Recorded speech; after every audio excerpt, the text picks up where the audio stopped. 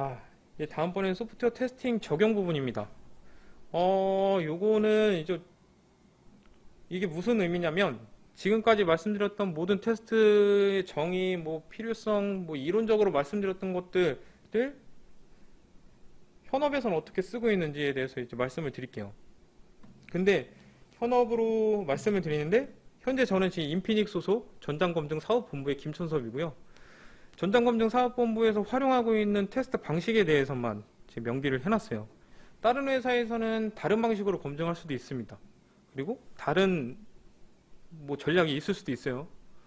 왜 제가 지금 딱 두 군데 회사에서 소프트웨어 테스팅 검증을 했었는데 이 두 군데 회사에서 각기 다른 플랜이 있었습니다. 검증 방식이 완전 달랐어요. 그쪽은 그쪽만의 룰이 있었고 그쪽만의 경험과 노하우가 있었던 거고요. 인피닉은 인피닉만의 경험과 노하우가 있습니다. 이 경험과 노하우는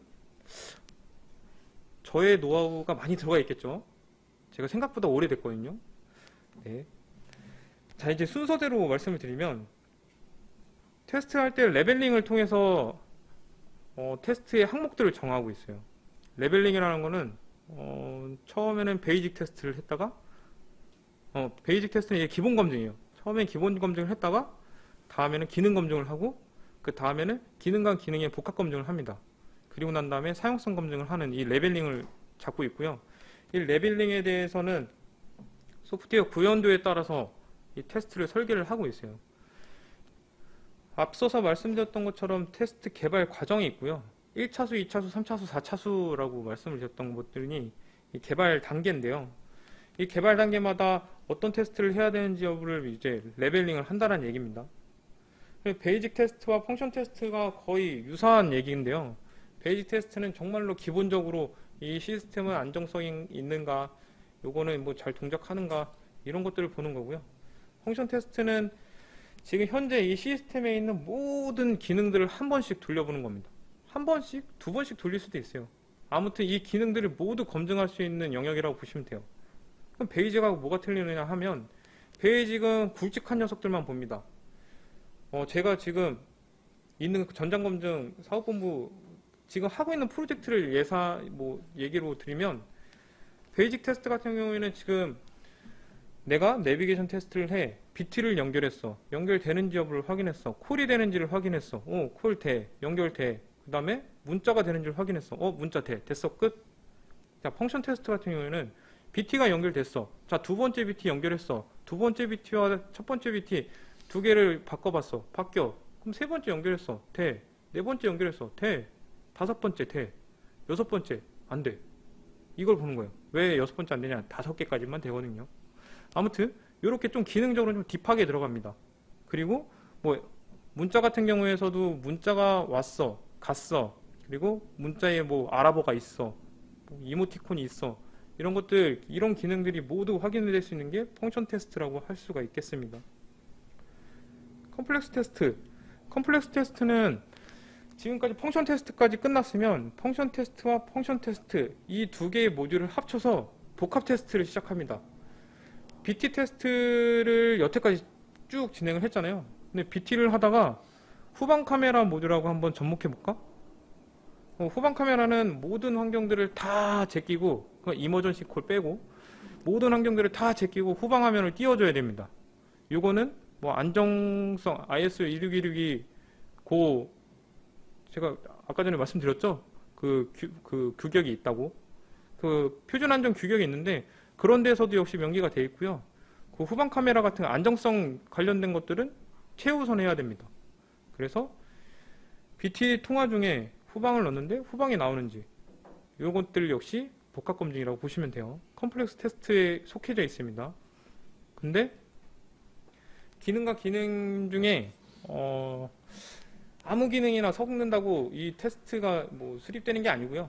뭐 예를 들어서 BT 테스트하고 뭐 USB 오디오 이 두 개를 뭐 섞었다. 근데 두 개는 아무리 연관이 없죠. 해도 돼요. 해도 되고 의미는 있어요. 문제가 안 나와야 되니까. 의미는 있는데 중요한 테스트는 아니죠. 두 개의 연관관계가 있는 테스트 모듈을 두 개를 섞어서 검증하고 있는 게 컴플렉스 테스트라고 보시면 돼요. 다이나믹 테스트입니다. 다이나믹 테스트는 여러 군데에서 부르는 명칭이 좀 많이 다릅니다. 이제 다이나믹 테스트, 에드옥 테스트, 랜덤 테스트, 뭐 사용성 테스트, 뭐 얘기하는 건 되게 다른데 다 똑같은 얘기예요. 사용성 테스트라고 그냥 부를게요. 편하게. 사용자들이 어떻게 이 제품을 쓰는지, 어떻게 쓸 건지 예측하면서 검증하는 게 사용성 테스트, 이 다이나믹 테스트라고 얘기를 하고 있습니다. 근데 저희는 이 다이나믹 테스트를 조금 다른 방식으로 진행을 하고 있어요. 그거는 이제 탐색적 테스팅이라고 지금 써 있는데, 여기 계신 분들 만약에 소프트웨어 테스팅 관련된 이론을 좀 배우셨다고 하면 탐색적 테스팅이라는 단어는 한 번 정도는 들어보셨을 거예요. 저희가 다이나믹 테스트를 탐색적 테스팅으로 전환시켜서 진행하고 있는 이유가 있습니다. 왜냐면 이제 뒤에서도 제가 한번 설명을 드릴 건데, 다이나믹 테스트를 해주세요 라고 했을 때 되게 막연하거든요. 엄청 막연해요. 당신 다이나믹 테스트 해주세요 라고 했을 때 나는 뭘 해야 돼? 난 진짜 뭐 해야 되지? 시간만 그냥 가겠죠.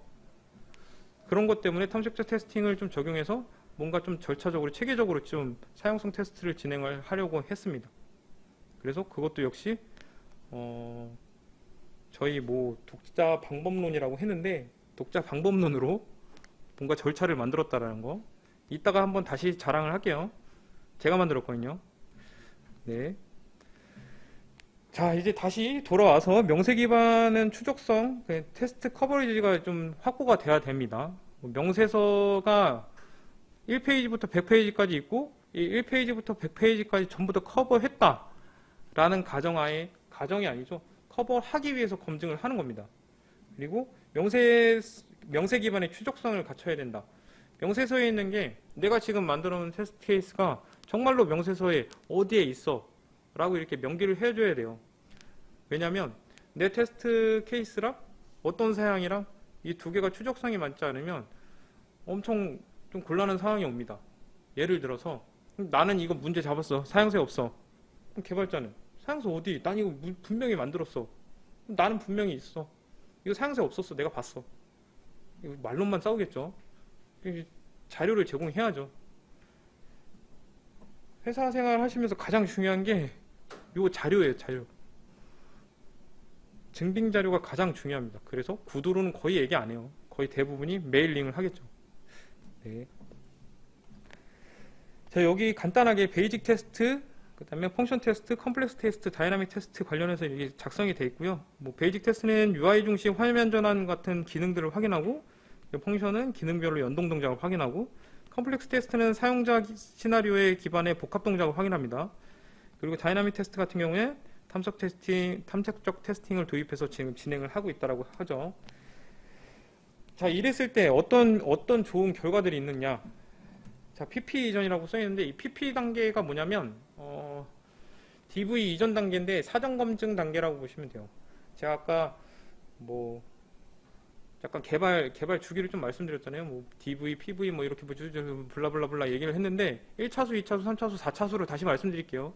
1차수, 2차수, 3차수, 4차수가 있는데, 이 1차수 가기 전에 약간 목업 시료로 시험 삼아서 내던지는 테스트 항목이라고 보면 돼요. 목업이 뭐냐? 목업이 뭔지 대충 아시죠? 목업이 뭐냐면 테스트를 하건 설계를 하건 처음에 샘플 시료를 하나 만듭니다.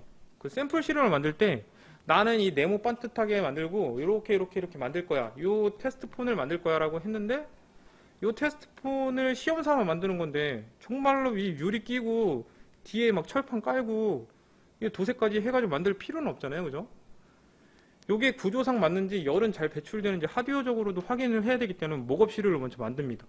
목업 시료는 그 플라스틱 같은 하얀색 플라스틱으로 가장 많이 만들고요.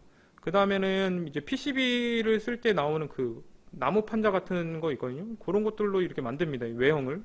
그 안에 이제 PCB들이 들어가가지고 시스템을 구동하게 만드는데, 요것들이 이제 목업 시료라고 하고, 이걸로 이제 선행 검증을 하게 됩니다. 그때 단계가 PP 단계라고 하는데, 그때 단계에 진행되고 있는 게 베이직 테스트를 그 단계 때 집어넣게 돼 있어요. 그 단계 때 집어넣어서 UI 중심으로 화면 전환은 어떻게 잘 되고 있는지 여부를 확인할 수 있었습니다. 그래서 약 98% 정도 이슈 검출이 됐다고 해요. 그리고 크리티컬 이슈 검출량이 약 1.4배 정도 향상이 됐습니다. 왜냐면 개발 초기에 검증하는 게 가장 효율적이라고 말씀드렸죠. 이 목업 단계에 나왔던 뭐 이슈들은 뭐 100% 전부 다 개선하지는 않습니다. 왜냐면 이 목업 단계에서는 사양도 확실히 뭐 정해져 있는 것도 아니고요. 추후에 사양이 변경될 수도 있고 하드웨어 사양도 역시 많이 딸립니다. 실제 제품하고. 그렇기 때문에 뭐 어느 정도 뭐 그런 것들은 감안해서 검증을 하고 있습니다. 그리고 조기 검출력을 향상해서 품질 비용을 감소시키고 있습니다. 품질 비용을 감소시킨다. 굉장히 중요하죠. 비용적인 거. 지금 그 업체에서는 거의 대부분은 이제 비용이 가장 중요한 항목 중에 하나일 거예요. 그래서 뭐 대기업 아닌 이상은 테스트 인력들을 그렇게 많이 쓰고 있지는 않습니다. 테스트가 중요한 걸 다 알고 있어요. 개발하시는 분들 다 알고 있고요. 업체도 다 알고 있어요. 근데 테스트 인력들은 그렇게 많이 쓰지를 않고 있어요. 왜 나한테 100만 원이 있고요. 이걸 개발할 때 쓸 거예요. 제품을 하나 개발해서 양산 타올 때까지 100만 원을 쓸 건데 뭐 재료 같은 거 좋은 거 썼어.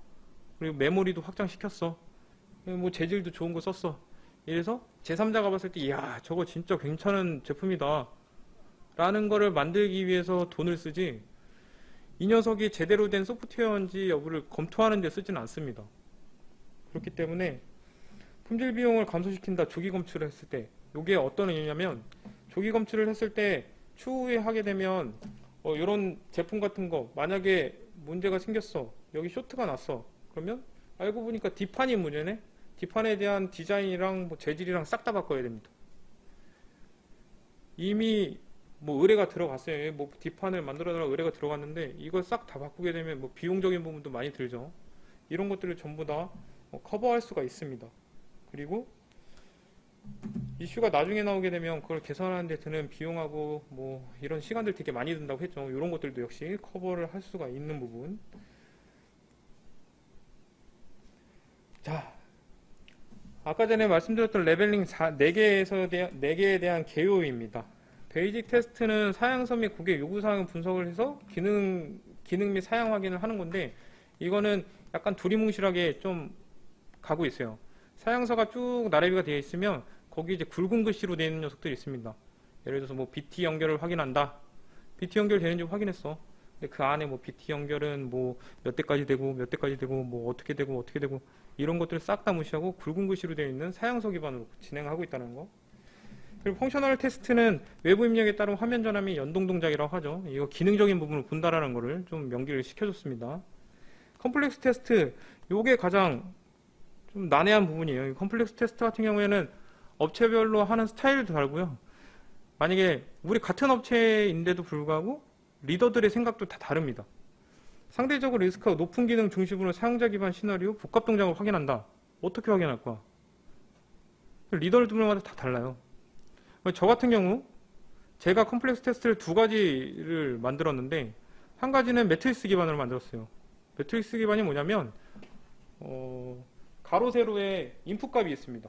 가로 세로 인풋 값이 있고 이 인풋 값에는 요것들은 좀 문제의 소지가 있을 것 같아. 신기능이야. 신기능과 동작 부분이야. 위에는 기능이 들어가고 옆에는 세로에는 동작들이 들어갑니다. 이 기능과 동작이 만나서 여기에서 정상 동작을 하는지 요 매트리스 기반으로 테스트 케이스를 만들었고요. 요 매트리스 기반의 컴플렉스 테스트 케이스는 장점과 단점이 명확한데 장점은 굉장히 빠르게 만들 수 있어요. 굉장히 빠르게 만들 수 있고 유지 보수가 엄청나게 쉽습니다. 왜냐면 요 사양 없어졌어. 다 블록 처리하면 됩니다. 라인으로. 요 동작이 없어졌어. 동작 라인 처리 블록 처리하면 돼요. 동작 하나 추가됐으면 라인 하나 추가하면 되죠. 근데 나쁜 점이 있어요. 뭐냐? 신규 인원들이 오면 보지를 못합니다. 왜냐면 기능과 동작을 모두 알고 있었다라는 가정 하에 만들었던 TC이기 때문에 신규 인원들이 오면 이 TC 봤을 때 사양서 보느라 더 바빠요. 아무것도 못합니다. 그래서 개선한 게 체크리스트 기반으로 쭉 동작을 1, 2, 3, 4, 5 나중에 이제 페이지에 나오는데 1, 2, 3, 4, 5 쭈르륵 나래비게 되고 익스펙트 리저트 사양서 기반으로 좀 작성하게 되어 있는 부분으로 좀 변경을 했어요. 이 부분은 나중에 나오는 거에서 다시 한번 설명을 드릴게요. 다이나믹 테스트, 인피닉 독자적인 위험 분석 기법을 적용했다. 이것도 역시 저희 다이나믹 테스트 탐색적 테스팅으로 좀 전환했다고 말씀드렸던 것들을 좀 어필을 했고요. 다이나믹 테스트에서 단점이 있습니다. 이렇게 좋은 녀석, 사양서를 몰라도 할 수 있는 검증인데 이렇게 좋은 녀석인데 단점이 있어요. 그게 뭐냐? 이 다이나믹 테스트 한 거는 이력이 남지 않습니다. 왜냐하면 테스트 케이스를 보고 한 게 아니고 내가 사용성 기반으로 테스트한 거기 때문에 절대 이력이 남지 않아요. 그래서 이력이 남지 않으니까 우리가 어떤 테스트를 했는지, 그리고 어떤 분야에서 어떤 모듈에서 어떤 큰 문제가 나왔는지에 대해서 분석이 불가능했었습니다. 이런 것들을 개선한 게 위험도 분석을 해서 탐색적 테스팅을 한 부분인데, 이것도 역시 뒤에서 다시 한번 설명해 드릴게요. 자, 산출물들은 테스트 케이스 설계, 계획서 및 설계서가 나오겠죠. 그리고 테스트 케이스 구축해서 테스트 케이스들이 또 여러 가지가 나오겠죠. 필드 테스트 케이스, 컴플렉스 테스트, 베이직 테스트, 성능평가 테스트, 두루루루룩 나오겠죠.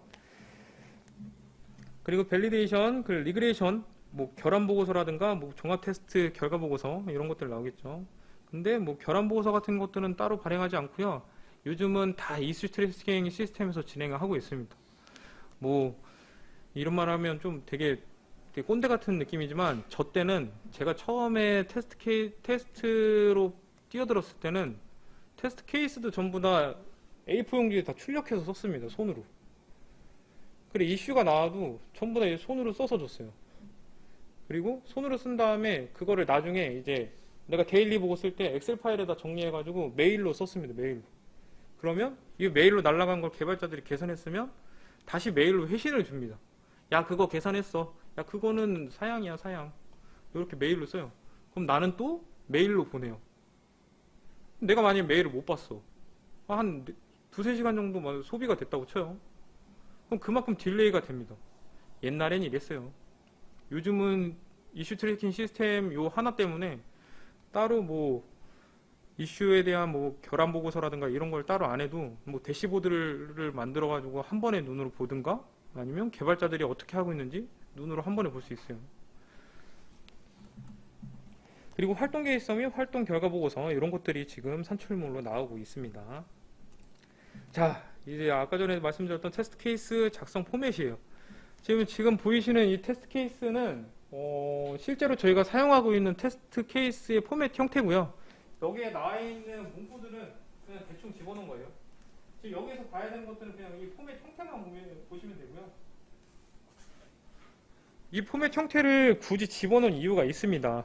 왜냐면 테스트 케이스를 만들 때 가장 시간을 많이 소비를 하는 게 두 개가 있어요. 하나는 사양서 분석하는 거, 하나는 테스트 케이스를 어떤 양식으로 만들지에 대한 고민이에요. 컨셉 회의라고 또 하는데, 이 두 개가 가장 시간을 많이 소요하고요.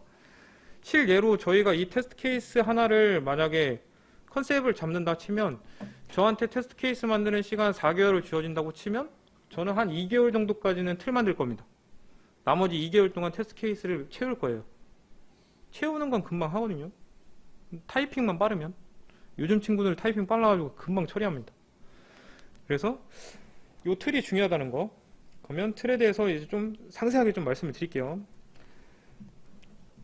여기 프로덕트 테스트 케이스라고 되어 있는 부분이 있는데, 이 부분이 뭐냐면 제가 지금 테스트 해야 되는 모듈 또는 제품군의 제목을 써놓는 거예요. 저는 지금 전장검증 사업본부 김천섭이라고 했죠.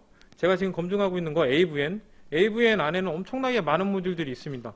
제가 오늘 아침에 인원들한테 업무를 주어질 때 모듈을 다시 한번 파악해 본 결과 약 93개 정도의 모듈이 있어요. 93개 정도의 모듈이 있는데 내가 어떤 테스트 케이스를 하고 있는지 그 테스트 케이스에 대한 제목을 써주는 거예요. 여기에다가는 A라는 모듈에 대한 테스트 케이스, 그리고 맨 앞에 있는 거 TCID라고 되어 있는 부분 있죠. 요거는 이 테스트 케이스의 이름입니다. 나는 지금 1번 테스트야. 만약에 제가 USB 뮤직이라는 테스트 케이스를 작성을 했다고 쳐요. 그럼 테스트 케이스 TCID 부분에는 USB 언더바 001 이런 식으로 써주면 나는 USB 테스트의 001번 테스트 케이스구나. 누구나 봐도 알게 테스트 아이디를 심어 놓는 겁니다. 그리고 메뉴, 서브 메뉴.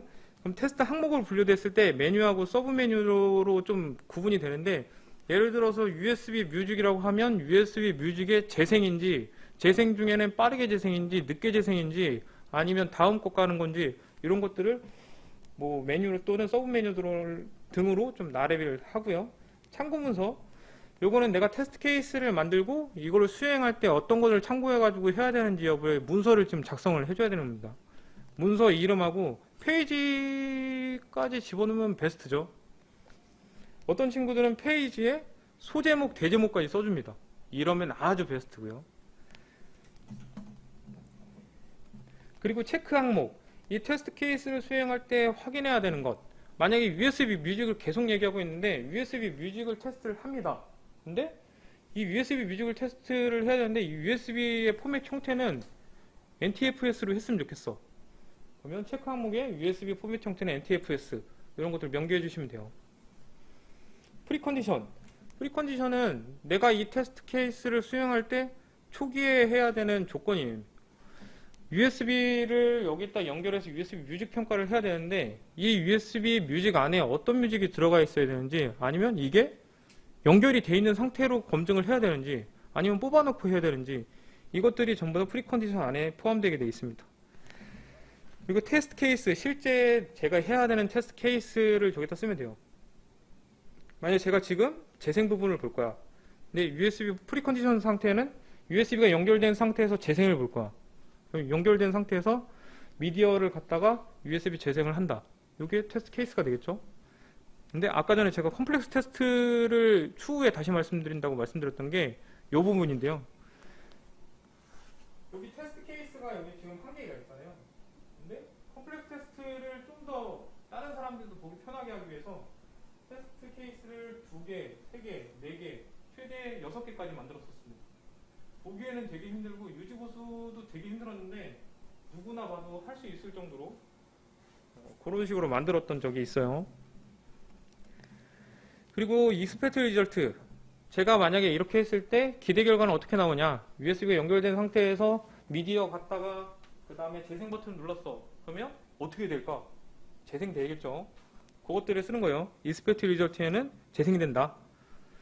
네, 리절트, 재생이 되면 오케이, 재생이 안 되면 페일, NG죠. 그리고 테스터, 이 테스트를 누가 했느냐. 이것도 역시 추적성 때문에 집어넣는 건데요. 테스트 케이스에서 가장 중요한 게 추적성이에요. 이 테스트는 누가 언제 무슨 버전으로 어떤 사양을 기반으로 검증을 했느냐, 이것들을 추적성이 가장 중요한 항목이어서 테스터의 정보도 역시 입력을 해줘야 됩니다. 프리오리티, 이 테스트 케이스의 우선순위를 선정해 줍니다. 이 우선순위 선정해 주는 거 초반에는 별 의미가 없어요. 이걸 왜 해야 되나 막 짜증나고 막 그러거든요. 근데 이게 나중에 정말로 이 개발 일정이 뒤로 가면 갈수록 나 이거 성적서 써야 되는데 47,000개 이거 언제 다 해? 이거 고민하고 있잖아요. 만약에 프리올리티가 A, B, C 등급으로 나눠져 있고 성적서를 내보내는데 고객사와 협의가 완료가 됐어. 프리올리티 A 등급만 우리 성적서 내보냅시다. 협의가 됐으면 프리올리티 A 등급만 다 중요도 높은 녀석들만 검증해서 성적서 나갈 수 있는 그런 되게 중요한 녀석이에요. 저희가 지금 47,000개의 테스트 케이스 있다고 말씀드렸죠. 근데 프리올리티 작업을 안 했습니다. 그래서 최근에 그 프리올리티 작업을 했는데 굉장히 힘들었어요. 테스트 케이스 만드는데 제가 6개월 정도 걸렸고요. 프리올리티 작업하는데 1년 걸렸습니다. 대박이에요. 초반에 만들고 수행하면서 계속 프리올리티 작업을 하는데 아직도 안 끝나고 있습니다. 너무 힘듭니다. 그래서 아싸리 나중에 여기 계신 분들도 추후에 테스트 케이스 만들고 이런 작업도 분명히 하실 거예요. 근데 여기 위에 있는 항목들 빠지지 않고 다 하시면 추후에 도움 너무 잘 됩니다. 프리올리티, 테스트 아이디, 참고 문서 이 세 가지는 꼭 기억을 해주세요. 지금 저 너무 힘든 상태예요. 네. 우선순위요? 우선순위가 어떤 우선순위 말씀하시는 거예요? 프리올리티의 우선순위는 만약에 USB 뮤직으로 따지면 USB 뮤직 재생되는지 여부를 확인한다. 재생이 돼야죠. 이게 가장 중요하죠. 기능적인 부분을 볼 때. 이게 프리올리티 가장 높은 거고요. 재생을 됐는데 재생되고 나면 어떤 곡이 재생되는지 표시를 하게 돼 있어요. 이걸 OSD라고 하거든요. OSD로 표시하게 돼 있는데 곡명을 표시하게 돼 있어요. 이 곡명을 확인하는 거, 이 테스트 케이스, 이건 우선순위가 좀 떨어지겠죠. 실제 동작적인 부분은 우선순위가 항상 높아요. 근데 약간 정보 제공, 편의사항 이런 것들 있잖아요. 아, 노래는 재생되고 있는데 이 노래가 어떤 노래인지 이런 편의사항, 정보 제공하는 것들은 우선순위가 좀 낮습니다.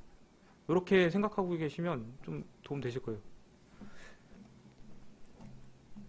자, 여기 네모 박스에 써 있는 것처럼 RF 테스트 케이스는 각 프로젝트별로 좀 상이에요. 요거는 지금 제가 하고 있는 프로젝트라서 이렇게 나타내는 거고요. 다른 데에서는 좀 다르게 표시할 수도 있습니다. 뭐 실례로 다른 데에서는 체크리스트 기반으로 좀 쓰는 데도 좀 있어요. 저희는 지금 패스 페일 여부로 확인하고 뭐 익스펙트 리저트도 역시 옆에 써 있지만 다른 데는 뭐 USB가 재생되는가 패스 아니면 NG 이런 식으로 체크리스트 기반으로 좀 작성되어 있는 쪽도 좀 있습니다. 많이 다이어트 한 곳이죠.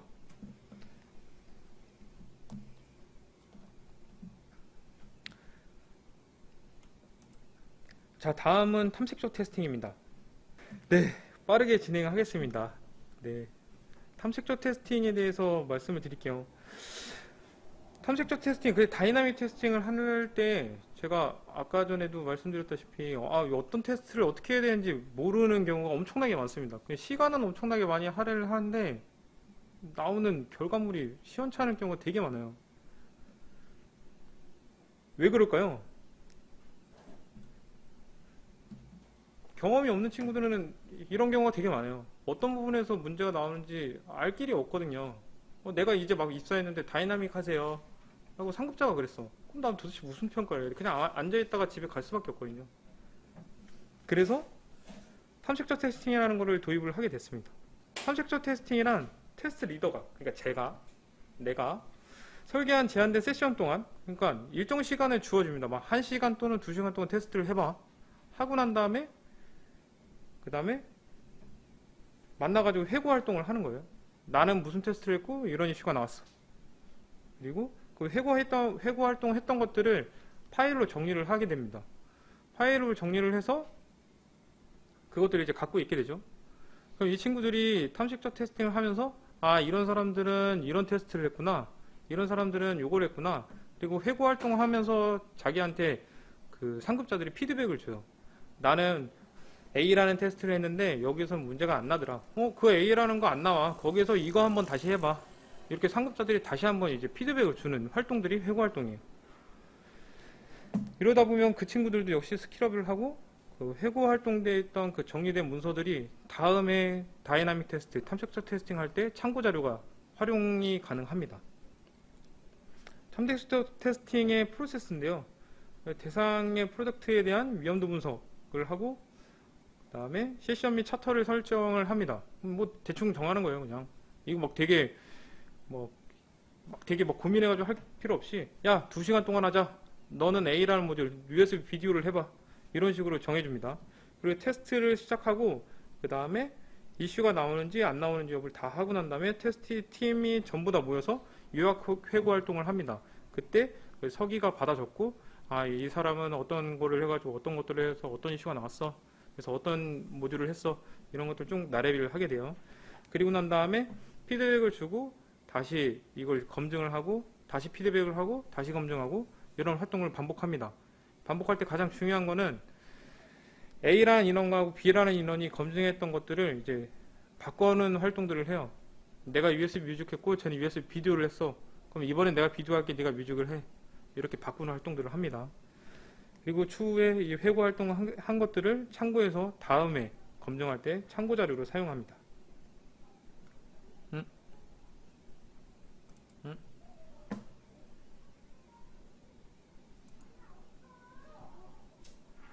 레이저 포인터가 됐는데 어떻게 해야 될까요? 굉장히 어렵네요, 이 시스템이. 이걸 끄면 되나요? 네, 감사합니다. 감사. 네. 시스템이 어렵네요. 경험 기반 테스트, 그러니까 일반 다이나믹 테스트하고 탐색조 테스팅의 차이입니다. 문서와 형태. 경험 기반 테스트는 문서가 없어요. 탐색조 테스트는 테스트 차터, 노트, 그리고 아까 전에 회고 활동했던 것들, 모든 것들을 작성한 거, 이런 것들이 남습니다. 시간 제한. 경험 기반 테스트는 시간을 제약을 두지 않아요. 그냥 검증해 하고 나중에 결과만 받습니다. 근데 탐색적 테스팅은 섹션 단위로 나눠서 1시간, 2시간 뭐 이런 식으로 검증을 하고 있고요. 몰입 수준 경험 기반 테스트 그냥 멍 때리죠. 나 무슨 일 해야 되는지 모르니까 멍 때리고 있어요. 그리고 탐색적 테스팅은 나에게 주어져 있는 게 숙제같이 느껴지기 때문에 엄청 열심히 합니다. 실제로. 여기서 가장 중요한 거는 반드시 회고 활동을 실시를 해야 돼요. 이 반드시라는 부분, 이게 가장 중요하다는 거예요. 왜 회고 활동을 해야 되냐? 지금 했던 탐색적 테스팅을 했던 친구들의 스킬업과 추후에 검증할 때 참고 자료를 활용하기 위해서, 그리고 어떤 부분에서 어떤 이슈가 나왔는지 추후에 이 프로그램 자체를, 소프트웨어 자체를 분석할 때도 반드시 필요합니다. 자, 이거는 탐색적 테스팅을 저희 인피닉 도자적인 방법론을 적용했다라고 하는 건데, 요거는 탐색적 테스팅을 어떻게 하면 효율적으로 할지 제가 만들었어요. 그냥 어떻게 만들었냐, 위험 기반으로 이슈하고 CR이 그 변경점이거든요. 이슈하고 변경점을 반영해서 위험도 분석에 이제 점수화를 시킵니다. 점수화를 시키고 각 모듈별로 어떤 모듈을 검증해야 되는지 여부를 판단한 다음에 그 다음에 이제 검증하게 되는 거고요. 이것들을 도입한 이유는 아까 전에 말씀드렸다시피 저희 쪽에 모듈이 약 93개 정도가 있고요. 이 93개 중에 어떤 녀석이 가장 검증을 해야 되는지 여부를 판단하기 위해서 이 프로세스를 좀 도입을 했어요. 이 프로세스를 도입했을 때 가장 중요했던 거는 이 점수 기준표였어요. 기준표를 선정할 때 가장 중요했던 항목들, 아까 전에 재현 빈도, 그다음에 임팩트 이런 것들을 좀 선정한다고 하죠. 이런 것들을 포함을 시켰고 변경점이 있을 경우에는 배점을 좀 많이 줬습니다. 그래서 변경점도 있고 A 그레이드에, 그러니까 뭐 좀 많이 파격적인 이슈가 나오거나, 그리고 재현 빈도도 뭐 올레이즈로 나오는 것들이 있으면 이 녀석들은 무조건 해야 되는 녀석, 이렇게 등수화를 시켰습니다. 요래서 위험도 분석을 하고 탐색적 테스팅으로 활용하는 뭐 지표로 좀 활용을 했던 거, 이런 것들을 진행을 했습니다. 추후에 뭐 테스팅 업체에 들어가시면 참고하세요. 뭐 필요하시면 얘기하세요. 제가 파일 드릴게요. 제가 서식으로 해놔가지고 굉장히 깔끔하게 잘 만들었습니다. 제가 만들었어요. 네, 감사합니다. 이번에 AI 합숙입니다. 여기에 저는 전장검증 사업본부의 김천섭이고요. AI하고는 전혀 관계가 없는 사람입니다. 근데 여기 계신 분들 AI 과잖아요. 그죠? 그래서 넣었어요. 제가 아는 부분에서만 말씀을 드릴게요. 자, 이제 센서 퓨전이라고 했는데 이게 뭐냐? 이게 그 데이터를 수집하는 절차라고 보시면 돼요. 데이터 수집을 어떻게 하냐? 저희 여기 보이시는 자동차 있잖아요. 여기 자동차 위에는 센서하고 카메라가 있어요. 카메라가 이렇게 달려 있고요. 여기는 지금 안 나와 있는데 백미러에도 카메라가 3개씩 달려 있습니다. 그리고 앞에는 레이더도 다 센서들이 다 이제 적용이 돼 있고요. 이 녀석들이 차를 도로 주행을 하게 되면 이런 영상들이 추출이 돼요. 이런 영상들은 그 위에서 차를 봤을 때, 옆에서 봤을 때, 그리고 뒤에서 봤을 때, 이런 것들이 약간 도트 형식으로 쭉 나타내 있는 레이더 자료고요. 거기에 카메라를 입힌 거라고 보시면 돼요. 자, 이렇게 해서 데이터 수집을 하게 됩니다. 데이터 수집을 하게 되고요. 그리고 이 데이터 수집되어 있는 걸 그냥 바로 다이렉트로 쓸 수가 없습니다. 아까 전에 제가 또 한 번 설명해 드렸던 거, 그냥 사람 얼굴 지우고 뭐 번호판 지우고 이런 것들, 이런 활동들이 데이터 정제 작업이라고 보시면 돼요. 이 정제 작업을 통해서 이 파일들의 라벨링을 하게 됩니다. 라벨링을 해서 예를 들어서 요거는 하얀색 SUV, 이거는 뭐 하얀색 승용차, 이런 것들을 라벨링을 해서 AI 시스템이 뭐 학습하는 데 이제 도움을 주는 이런 툴이라고 보시면 돼요. 요거를 제가 데모를 하고 싶어서 데모 링크를 갖고 왔는데 어제까지만 해도 잘 됐거든요. 근데 오늘 잘 안 돼요. 이거 한번 눌러볼게요. 됐으면 좋겠는데 안 되면 할 수 없죠.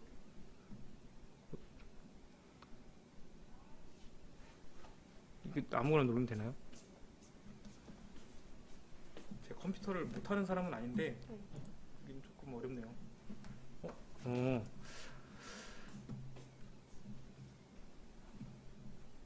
되네요. 되네요. 됩니다. 자, 이게 뭐냐? 데이터를 가공하는 거예요. 가공하는데 어떻게 가공하냐? 자, 만약에 내가 이 SUV, 이 자동차를 표시하고 싶어. 이 자료에서 이 SUV가 얘 자동차야. 이걸 확인시켜주고 싶어. 하려면 자, 이렇게 도트를 찍습니다. 이렇게. 그럼 자동으로 이상하게 찍혔죠? 네, 이상하게 찍혔어요. 다시. 이건 NG예요. 자, 이번엔 좀 심혈을 기울여 찍을게요.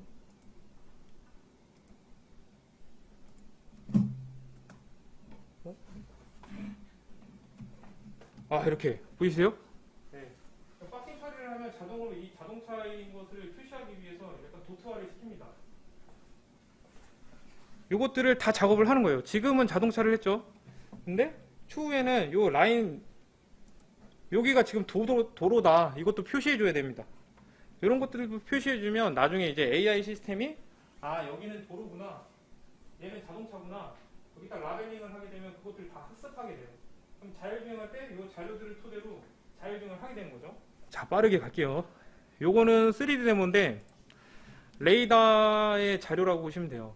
요것도 역시 자율주행할 때 필요한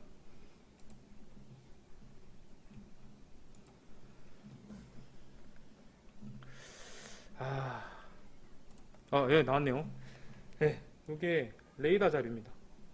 자, 여기 지금 보시면 지금 카메라가 지금 중첩이 안 돼 있어가지고 어딘지는 자세히 모르겠는데 주차장 같아요. 주차장 같고, 요게 지금 나타내는 이게 차입니다. 제 차. 여기 있는 게 지금 서 있는 차들이고요. 여기에서도 작업들을 좀 많이 해요. 이렇게 박싱 처리를 하고, 여기서 뭐 XY축 뭐 이렇게 또 작업을 하는데, 이쪽에서 나타내는 거는 위에서 차를 바라봤을 때, 이쪽에서 나타내는 거는 이쪽에서 나타내는 거는 옆면에서 봤을 때, 이거는 뒷면에서 봤을 때, 옆면에서 봤을 때 이렇게 확인을 하시면 돼요. 자, 이렇게 돌려보면 이렇게 보이시죠? 이런 것들, 이런 툴들이 저 인피닉 AI 부서에서 제작되어 있는 툴이에요. 될 수 있으면 AI 시스템이 학습하는 자료들을 가공하는데 좀 수월하게 하기 위해서 이런 툴들을 개발을 했고요. 인피닉 업체는 아까 전에 저 초반에 회사 소개할 때 약간 테스팅 전문 기업 쪽으로 좀 설명을 드렸는데, 저희가 테스팅 기업만 있는 게 아니고요. 개발 부서도 당연히 있어요. 개발 부서가 이런 AI 툴 같은 것들 개발하고, 아까 그 AI 카운터라든가 안고 같은 이런 카운터 툴도 제작을 하고 이런 활동들을 하고 있는 업체입니다. 만약에 지금 여기 계신 분들 지금 갖고 계신 지식들을 토대로 업체에 들어가시면 이런 일을 하는구나, 이런 자료들을 만드는구나, AI 시스템은 이런 자료를 활용해서 학습하는구나 같은 것들을 실질적으로 몸으로 부딪혀서 일을 하실 거예요. 저는 이런 일을 안 하지만 여기 계신 분들은 이런 걸 할 거다라는 거. 감사합니다. 네.